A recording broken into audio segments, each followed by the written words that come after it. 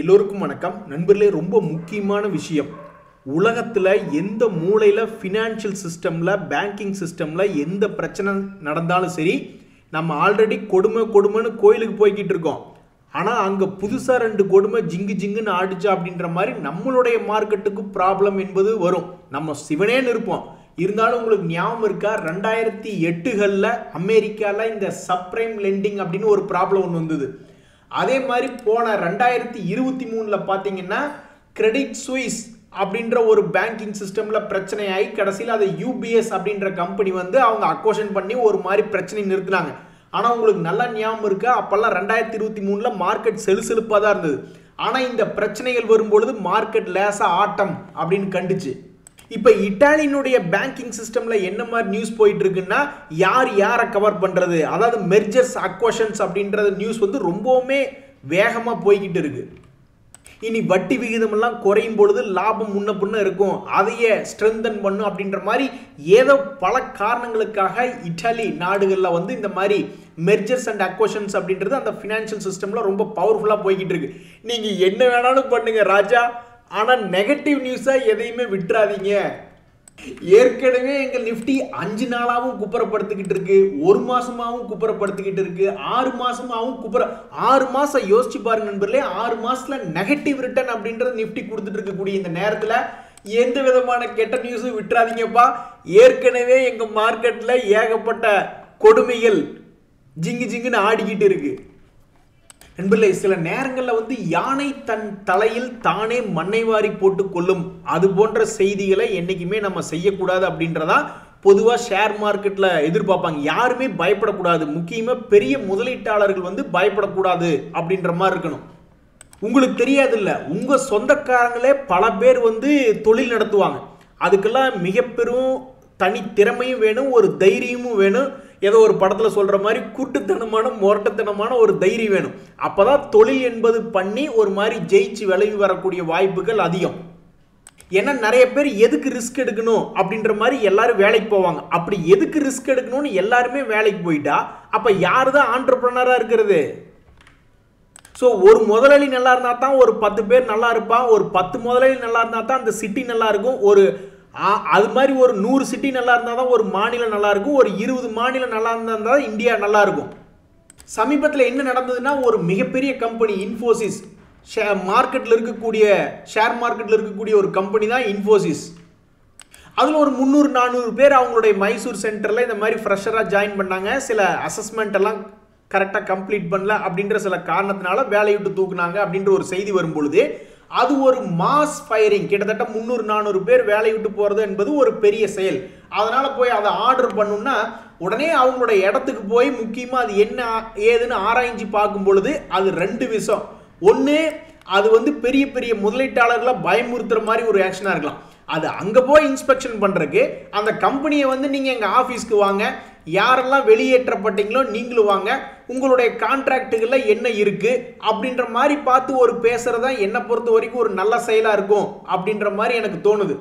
ஏன் அப்படின்னா, நம்மளுடைய ஸ்டாக் மார்க்கெட் ஏற்கனவே பயந்து கிடக்கு. ஏற்கனவே Q3 ரிசல்ட் Q2 ரிசல்ட் சரியில்லை, சமீபத்தினுடைய அனௌன்ஸ்மெண்ட்டுகளில் வந்து பெருசாக கார்பரேட்டுக்கு எந்த விதமான பெனிஃபிட்டும் வரல அப்படின்ற மாதிரி ஒரு மாதிரி சுணக்கமாக இருக்கக்கூடிய நேரத்தில் அவங்களுக்கே எதுவும் ப்ராஜெக்ட் கிடைக்காம பெஞ்சில் இருக்காங்க. தன்னைத்தானே நிரூபிக்க வேண்டிய குவாலிட்டி அசஸ்மெண்ட், அதாவது 2 விதமாக பாருங்கள். ஒரு கம்பெனியில் நெடுங்காலமாக 5 வருஷம் 10 வருஷம் வேலை பார்க்குறவங்களுக்கு மாஸ் ஃபயரிங் நடக்கிறது அப்படின்றது வேற. அதே மாதிரி தன்னைத்தானே நிரூபித்து முக்கியமான ப்ராஜெக்டுகளை ஆன்ரோல் பண்ணிக்கக்கூடிய ஃப்ரெஷர்ஸை ஆன்போர்டு பண்ண வேண்டியது அது வந்து வேலை. ஸோ 2 டிஃப்ரெண்ட்டான ஒரு ட்ரீட்மெண்ட். இதே எம்ப்ளாயியாக இருக்காங்க 5 வருஷம் 10 வருஷம், அவங்கள ஒரு 200-300 பேர்த்த ஃபயரிங் பண்ணுறாங்கன்னா அது வந்து அந்த இடத்துக்கே போய் உடனே ஆக்ஷன் பண்ணும் அப்படின்றது முக்கியமான விஷயம். ஸோ என்னை பொறுத்த வரைக்கும் அந்த இடத்துக்கே லேபர் டிபார்ட்மெண்ட்டுக்கே 2 பேர் வாங்கியா அப்படின்னு கூப்பிட்டு வச்சு அங்கே வச்சு ஒரு ஆக்ஷன் எடுக்கிறதா என்னை பொறுத்த வரைக்கும் ஒரு கரெக்டான செயல். அதை விட்டுட்டு மிகப்பெரிய அலுவலகங்களுக்கு நேரடியாக விசிட் போகும் பொழுது முதலீட்டாளர்கள் ஒரு மாதிரி பயந்துக்கு தான் செய்வாங்க. ஸோ இந்த பிரச்சனை இனி எப்படி போகும் அப்படின்றது இன்னொரு 1 வாரம் அல்லது 2 வாரம் கழிச்சு தான் தெரிய வரும். ஆனால் தற்போதைக்கு கார்பரேட் கம்பெனிகளுக்கு இது ஒரு நெகட்டிவ் நியூஸாக தான் பார்க்கப்படுகிறது. சரிங்க நண்பர்களே, இதெல்லாம் இருக்கட்டும். இதில் இன்னொரு முக்கியமான விஷயத்தை பாருங்கள். இப்போ இந்த ஆர்டிஃபிஷியல் இன்டெலிஜென்ஸ் வந்ததுக்கப்புறம் இந்த மாதிரி ஒரு கோடிங் பண்ணணும் அப்படின்னா இதை ஒரு ஃபோட்டோவாக எடுத்து ஒரு ஆர்டிஃபிஷியல் இன்டெலிஜென்ஸ் பிளாட்ஃபார்முக்குள்ள என்டர் பண்ணுறோம்னு வச்சுங்க. ஒரு ஃபோட்டோவை தான் நம்ம என்டர் பண்ணுறோம். அது என்ன புரிஞ்சுக்குதுன்னா, ஓகே இவங்களுக்கு இந்த மாதிரி ஒரு வெப்சைட் டெவலப்மெண்ட் பண்ணும் போல ஒரு நியூஸ் ரிலேட்டடா அப்படின்ற மாதிரி புரிஞ்சுக்கிட்டு அதனுடைய கோடிங் அப்படின்றது கொடுது. அப்போ ஒரு கோடிங்கை வந்து டீபக் பண்ணுற அளவுக்கு, ஒரு கோடிங்கில் பிரச்சனை வருது அப்படின்ற அளவுக்கு நம்மளுக்கு எந்த அளவுக்கு ஒரு நல்ல நாலேஜ் இருக்கோ அப்போ அந்த அளவுக்கு தான் நீ எதிர்காலத்தில் கோடிங் டெவலப்பர்ஸ்க்கே வேலை இருக்கும். அப்படி அந்த அளவுக்கு நம்மளுக்கு தெரியல அப்படின்னா அப்போ அதுக்கு உண்டான ப்ரீமியம், நம்ம சேலரிக்கு உண்டான ப்ரீமியம் என்பது குறைஞ்சு போயிடும். ஸோ ஒரு காலத்தில் ஐடி ஜாப்ஸில் கோடிங் என்பது மிகப்பெரிய ஒரு ரெஸ்பெக்டட் வேலையாக இருந்தது. ஸோ எதிர்காலத்தில் நம்மளை நாமளே அப்டேட் பண்ணிக்கலைன்னா இது ஒரு மிகப்பெரிய பிரச்சனையாக தான் வரும். நண்பர்களே, போன வாரத்தில் இன்னுமே மிகப்பெரிய செய்தி என்ன அப்படின்னு பார்த்தீங்கன்னா, பல்வேறு ஸ்மால் கேப் கம்பெனிகள்லாம் கிழிஞ்சு தொங்குது. அதாவது ஷேர் மார்க்கெட்டில் பார்த்தீங்கன்னா சமீபத்தில் யார் அதிகமாக சம்பாரிச்சு கொடுத்தாங்க அப்படின்னு பார்த்தீங்கன்னா, mid cap small cap companies எல்லாம் ரொம்பவுமே பெரிய லெவலில் சம்பாரிச்சு கொடுத்தது. இப்போ மார்க்கெட்டினுடைய வீழ்ச்சியில் அவனுக்கு தான் இப்போ பெரிய வேலையை பார்த்து விட்டானுங்க. அந்த வகையில் பார்க்கல இந்த நிஃப்டி ஸ்மால் கேப்பில் இருக்கக்கூடிய ஒரு கான்கர்ட் பயோ அப்படின்ற ஒரு ஷேர் எக்ஸாம்பிளுக்கு, நாட்கோ ஃபார்மா அப்படின்ற ஷேர் ஒரு எக்ஸாம்பிளுக்கு கடந்த 5 நாட்கள் என்ன பண்ணியிருக்காங்கன்னா 30% மேலே இழந்திருக்காங்க. 30%, ஒரே வாரத்தில் 30% என்பது காலியாக இருக்கு. ஸோ இதுதான் இப்போதைக்கு ஷேர் மார்க்கெட்டில் ஒரு மிகப்பெரிய செய்தியாக இருக்கு. நண்பர்களே, ஒரு எக்ஸாம்பிள் சொல்லணும். ஃபாரினர்ஸ் வந்து எதுக்காக அவங்க சேல்ஸ் பண்ணுறாங்க அப்படின்றதுக்கு பல்வேறு காரணங்கள் சொல்கிறாங்க. அது முக்கியமாக அமெரிக்காவில் அவங்களுடைய கவர்மெண்ட் பால்டில் முதலீடு பண்ணாவே ரிஸ்க் இல்லாமல் அவங்களுக்கு ஒரு 4% மேலே லாபம் வருதுன்னு கூட வச்சுக்கோங்க. அதே மாதிரி யூஎஸ்டி ஐஎன்ஆர் அப்படின்றத அந்த கரன்சி பேர் எடுத்து பார்த்தா நம்மளுடைய ஐஎன்ஆர் தொடர்ந்து வீக் ஆகிட்டே இருக்குது. ஒருவேளை இன்னும் வீக் ஆகிடுச்சுன்னா அப்போ ஷேர் மார்க்கெட்டில் சம்பாதிச்சாலுமே அவங்க திருப்பி எடுத்துகிட்டு போகல, கரன்சி லெவலில் பார்க்கும்பொழுது அவங்களுக்கு அது நஷ்டம்தான் அப்படின்ற மாதிரி எடுத்துக்கங்க. இன்னும் ஒரு விஷயம் அவங்க என்ன சொல்கிறாங்கன்னா, இந்தியாவுடைய கார்பரேட் கம்பெனிஸுடைய ஏர்னிங் ரிசல்ட் எப்படி இருக்குன்னு தெரியல, அவங்களுடைய வேல்யூவேஷன் ரொம்ப, அவங்க சம்பாதிக்கிறத விடவும் வேல்யூவேஷன் அதிகமாக இருக்குது அப்படின்ற மாதிரி மீனிங் பண்ணுறாங்க இல்லையா. அது எப்படி புரிஞ்சுக்கலாம்னா, இப்போ நசாரா டெக்னாலஜிஸ் அப்படின்ற சமீபத்தில் ரிசல்ட் விட்டுருக்கு. ஸோ அவனுடைய போன வருஷம் டிசம்பர் ரிசல்ட் Q3 ரிசல்ட் எடுத்து பார்க்கும்பொழுதுமே இப்போ இருக்கக்கூடிய Q3 ரிசல்ட்டை எடுத்து கம்பேர் பண்ணி பார்க்கும்போது போன இடம் 30 கோடி லாபம் பண்ணியிருக்கான் அப்படின்னா இப்போ 14 கோடி தான் லாபம் பண்ணியிருக்கான். லாபம் என்னமோ பண்ணியிருக்கான், பட் லாபம் என்பது இப்படி வளர்ச்சியும் அடையல, லாபம் என்பது இப்படி நிலையாகவும் இல்லை, பட் லாபம் என்பது குறையுது அப்படின்ற ஒரு இன்ஃபர்மேஷனையும் தான் அவங்க ஒரு காரணமாக சொல்கிறாங்க. ஸோ அதுக்கு ஒரு எக்ஸாம்பிள் தான் இந்த நசாரா டெக் அப்படின்ற ஷேரினுடைய Q3 ரிசல்ட். நீங்கள் சொல்கிறது எல்லாம் கரெக்டு தான். நீங்கள் விற்கும் பொழுது இந்த ஷேர்கள்லாம் வந்து உண்மையிலேயே மேல் நோக்கி தான் இருந்தது. எனக்கு தெரிஞ்ச வரைக்கும் ஒரு இண்டஸ்ட்ரியை பற்றி பேசும்பொழுது, ஒரு செக்டரை பற்றி பேசும்போது, ஒரு நாட்டினுடைய, ஒரு கண்ட்ரி அல்லது ஒரு ரீஜியனுடைய எக்கனாமி அவுட்லுக் பற்றி பேசும்பொழுது எனக்கு தெரிஞ்சு அவங்க வந்து முன்னுக்கு பிறனான இன்ஃபர்மேஷன் கொடுத்து நான் பார்த்ததே கிடையாது. நான் 2-3 வருஷமாக சில நேரங்களில் இதை அப்சர்வ் பண்ணியிருக்கேன். மீடியாக்களில் செய்தி வரும் பொழுது இந்த மாதிரி ஒரு கண்ட்ரி ஸ்பெசிஃபிக்காக, ஒரு எக்கனாமி ஸ்பெசிஃபிக்காக பேசும்பொழுது அவங்க இதுக்கு முன்னாடியே கூட சொன்னாங்க தான் ஸ்மால் கேப் மிட் கேப்லாம் கொஞ்சம் ஓவர் வேல்யூடாக இருக்குது அப்படின்ற மாதிரி. அப்போ அந்த சமயத்துலலாம் பல்வேறு பங்குகள் மேலே தான் இருந்தான். இந்த இப்போ நம்ம ஒரு எக்ஸாம்பிளுக்கு பார்க்கக்கூடிய நாட்கோ ஆகட்டும், சிபிஐ ஆகட்டும், நசாரா டெக் போன்ற பல்வேறு கம்பெனிகள் மேலே தான் இருந்தான். ஒரு காட்டுக்கு ஒரு வேடன் போகிறான், ஒரு குருவியை குறிப்பாத்து டிஷ்யூம்னு சுடுறான்னு வச்சுங்களேன். அந்த சத்தம் கேட்டோன்னே பறவை ஒரு செகண்ட் பயப்படுது, பறக்கிறதா வேண்டாமா என்ன நடக்குதுன்னே தெரியாமல் ஒரு செகண்ட் பயப்படுது. அதுக்குள்ளே தோட்டா அந்த பறவையை தொலைச்சு கொன்றுது. அது மாதிரி தான் இவங்க சொல்கிறது என்ன ஏதுன்னு ஆராய்ச்சி முடியறதுக்குள்ளேயே இது மாதிரி கும்பா குட்டின்னு ஆயிடுது. ஸோ டேட்டா என்பது எல்லார்த்திட்டையுமே இருக்குது. ஆனால் என்ன நடக்குது அப்படின்னு பார்த்தீங்கன்னா, சில பேர் விற்றாங்கன்னா அந்த ஷேர் ஏறிடுது, சில பேர் வாங்கினாங்க அப்படின்னா அந்த ஷேர் கீழே இறங்கிடுது.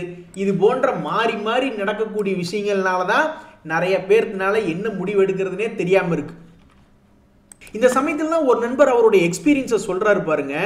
என்றைக்குமே அடுத்தவங்க என்ன பண்ணுறாங்க அப்படின்ற ஒரு எக்ஸ்பீரியன்ஸ் அடிபட்டவன் சொல்லும் பொழுது அதனுடைய எக்ஸ்பீரியன்ஸ் புரிஞ்சுக்கிறது ரொம்ப நல்ல விஷயம். நம்ம போய் கையை கருக்கி கை சூடாயிடுச்சு அப்படின்னு தெரிஞ்சுக்கிறத விட வேற யாராவது கையை கருக்குனா சூடாயிருந்தம்பி வெந்து போயிருந்தம்பி அப்படின்னு சொல்கிற மாதிரி ஒரு நண்பர் என்ன பண்ணியிருக்காரு, SIP சிஸ்டமேட்டிக் இன்வெஸ்ட்மெண்ட் பிளான் அப்படின்ற மாதிரி ஒரு மாதம் பிறந்தா 10ஆம் தேதி, 20ஆம் தேதி, 30ஆம் தேதி, பிப்ரவரியில் 30 இல்லை என்ன பண்ணுறதுன்னு கேட்காதீங்க, அது 28ன்னு நினச்சிக்கிட வேண்டியதுதான். ஸோ அது போன்ற ஒரு மாதத்துக்கு 3 விதமாக இவர் என்ன பண்ணுறாருன்னா ஒரு மாதிரி ஏவரேஜ் பண்ணுறாரு. அவனுடைய பெனிஃபிட் ரொம்பவுமே பயங்கரமாக இருக்குது அப்படின்றது அவருடைய எக்ஸ்பீரியன்ஸ். இவருக்கு வந்து 6 வருஷமா எஸ்ஐபி பண்ணி எக்ஸ்பீரியன்ஸ் இருக்கு. அவரை பொறுத்த வரைக்கும் இந்த மாதிரி என்னுடைய பொசிஷன் வந்து இன்னுமே பாசிட்டிவ்ல இருக்கு. ஒரு சின்ன ஜம்ப் நிஃப்டி அடிச்சதுன்னா கூட எனக்கெல்லாம் ஈஸியா லாபம் என்பது கரபுரண்டு ஓடி வந்துடும் அப்படின்ற மாதிரி சொல்றாரு. இவர் சொல்லக்கூடிய விஷயத்தை வந்து நீங்க ஏதோ ஓகே அப்படியா அப்படின்ற மாதிரி நீங்க நினைச்சுக்கிட்டு இருக்கீங்களா? கிடையாது. என்னை பொறுத்த வரைக்கும் ஒரு விஷயத்தை கூர்ந்து கவனிக்கும் போது அதுக்குள்ள என்ன இன்ஃபர்மேஷன் சொல்றாங்க அப்படின்றத நம்ம மிக எளிமையா புரிஞ்சுக்கலாம். அதாவது வந்து ஏதாவது ஒரு வகையில் ஒரு ஸ்டாக் இறங்கினாலும் சரி, அல்லது ஒரு ஸ்டாக் இப்படி ஏறினாலும் சரி, அல்லது ஒரு ஸ்டாக் மேல் நோக்கி ஏறினாலும் சரி, இதை தவிர்த்து ஸ்டாக் மார்க்கெட்டில் ஒரு ட்ரேடிங் பேட்டர்னே கிடையாது. ஸோ அப்போ இது இருக்கிறதுலே ஒஸ்ட் சினாரியோ இது அப்படின்ற மாதிரி எடுத்துக்கிட்டா, ஒரு குறிப்பிட்ட இன்டர்வலில் தொடர்ந்து சிஸ்டமேட்டிக்காக முதலீடு என்பது பண்ணும் பொழுது ஷேர் மார்க்கெட்டில் மொத்தமே இந்த 3 பேட்டர்ன் தான். ஒன்றா இப்படி, இல்லைன்னா இப்படி, இல்லைன்னா இப்படி. அப்போ திடீர்னு ஒரு சின்ன ஜம்ப் அடிச்சா கூட திடீர்னு லாபத்துக்கு வந்துடும் அப்படின்னு சொல்றாரு பார்த்தீங்களா? அதுக்குள்ளதான் அந்த 6 வருஷத்தினுடைய எக்ஸ்பீரியன்ஸ் அப்படின்றது ஒன்று ஒளிஞ்சிருக்கு. அவர் எதை வச்சு சொல்றாரு? இந்த 6 வருஷத்துல திடீர்னு அவருடைய முதலீடு என்பது இந்த மாதிரி மார்க்கெட் ஏதாவது ஒரு இடத்துல திரும்பும் பொழுது அவர் கவனிச்சு பார்த்துருப்பார். டெய்லி அவருடைய அக்கௌண்ட்டை பார்த்துக்கிட்டு இருப்பாரு. என்னடா திடீர்னு நிஃப்டி ஒரு 500 பாயிண்ட் ஏறி இருக்கு, ஆனால் நம்ம லாஸ்ட்ல இருந்தா திடீர்னு லாபத்துக்கு வந்துட்டுமே அப்படின்ற மாதிரி யோசிக்கையில தான் 6 வருஷத்தினுடைய எக்ஸ்பீரியன்ஸ் இங்கே பாயிண்டா போட்டிருக்காரு.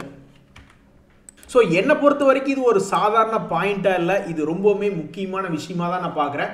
ஸோ ஒரு டெய்லி எஸ்ஐபி அல்லது வீக்லி எஸ்ஐபி அல்லது இந்த மாதிரி ஒரு மாதத்துக்கு 3 தடவை எஸ்ஐபி அல்லது மாதத்துக்கு ஒரு தடவை அல்லது குவார்டர்லி ஒன்ஸ் அப்படின்ற மாதிரி பல்வேறு சமயங்களில் சிஸ்டமேட்டிக்காக ஒருத்தர் இருக்காருன்னா அவருக்கு தான் மார்க்கெட் ஒரு வேளை திரும்பும் பொழுது முதலாக நம்பர் 1ஆக வரக்கு வாய்ப்பு அப்படின்றது என்னுடைய புரிதல். இன்னொரு நண்பருமே என்ன சொல்றாரு பாருங்க, 2 வருஷத்துக்கு முன்னாடி ஒரு குறிப்பிட்ட கம்பெனி என்கிட்ட இருந்தது, இன்னைக்கு ஒரு மிகப்பெரிய ஒரு லாபம் என்பது இருந்தது.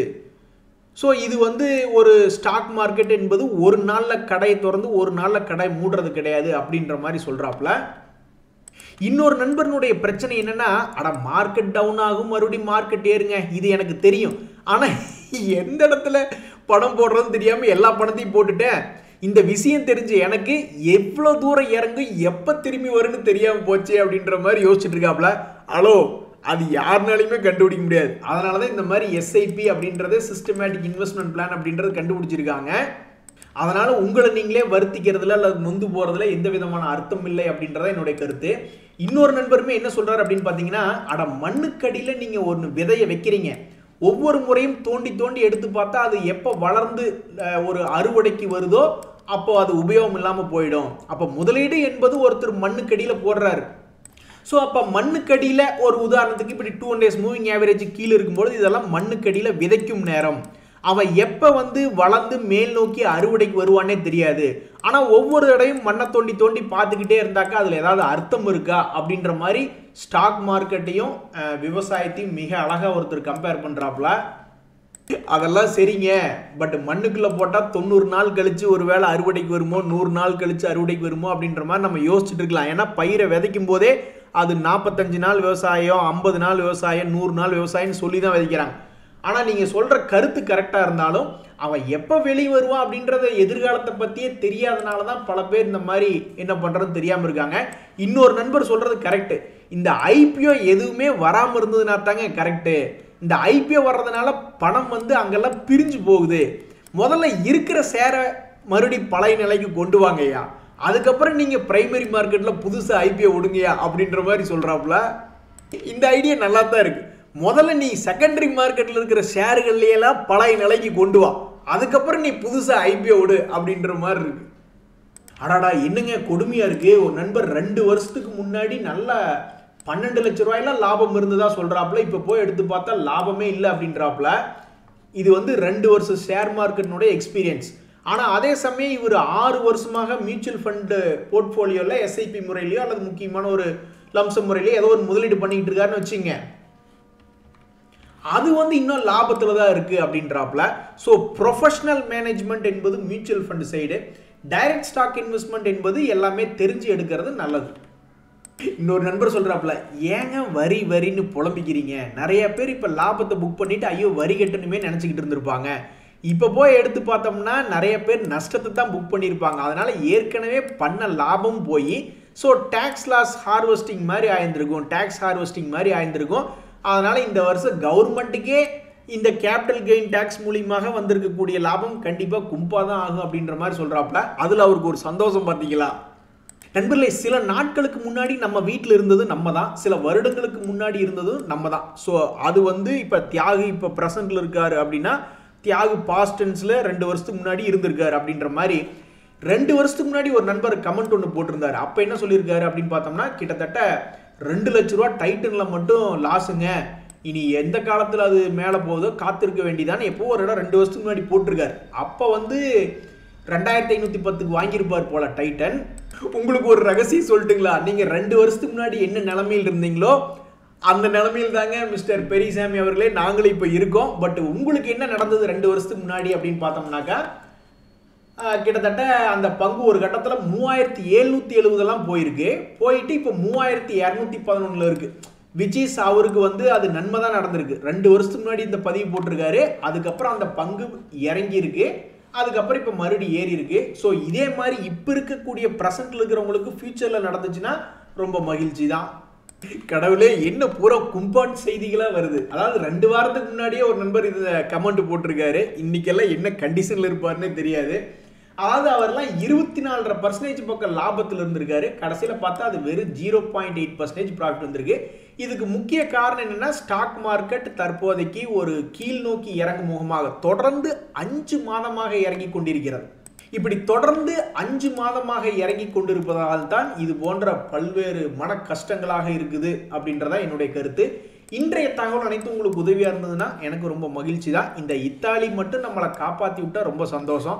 இவன் புதுசாக ஏதாவது ஒரு குண்டை போடாமல் இருந்தால் சரிதான். ரொம்ப நன்றி, வணக்கம்.